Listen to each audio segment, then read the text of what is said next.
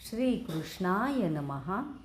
विद्याविनयसम्पन्ने ब्राह्मणे गविहस्तिनि शुनि चैव श्वपाके च पंडिताः समदर्शिनः।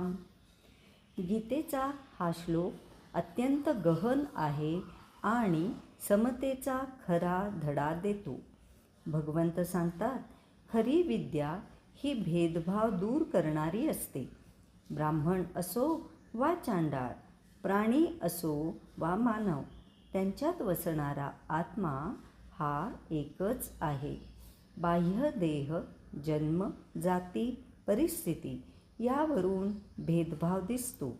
या बाह्य गोष्टींनी आपण नेहमी फरक करतो, पण जो ज्ञानी आहे त्याच्या दृष्टीने हे भेद नाहीसे होतात. त्याला दिसते ते फक्त एकच सत्य, प्रत्येक जीवामध्ये वसलेला परमात्मा. ही दृष्टी मिळाल्यावर अहंकार नष्ट होतो, भेदभाव नाहीसा होतो आणि प्रत्येक व्यक्तीमध्ये, भूतमात्रामध्ये आपण ईश्वराला पाहू शकतो. आज आपण स्वतःला विचारूया, मी माणसाकडे त्याच्या कपड्यावरून किंवा समाजातील स्थानावरून बघतो का? उच्च नीच, आपला परका, श्रेष्ठ कनिष्ठ अशा मोजपट्टींनी पाहतो का?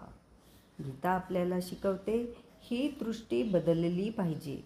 समान दृष्टी हीच खरी विद्या आहे. समता म्हणजे सर्वांना सारखे वागवणे नव्हे. व्यवहारात भेद असतो. साधू संत आले तर त्यांना अतीव आदराने उत्तम स्थानी बसवून त्यांची पाद्यपूजा करतो, पण एखादा कुत्रा आला तर त्याची पाद्यपूजा नक्कीच करणार नाही. त्याला त्याचं जेवण नक्कीच देऊ. हा आहे समदर्शिनहाचा अर्थ. व्यवहारात भेद आहे, पण दृष्टिकोनात समता असली पाहिजे.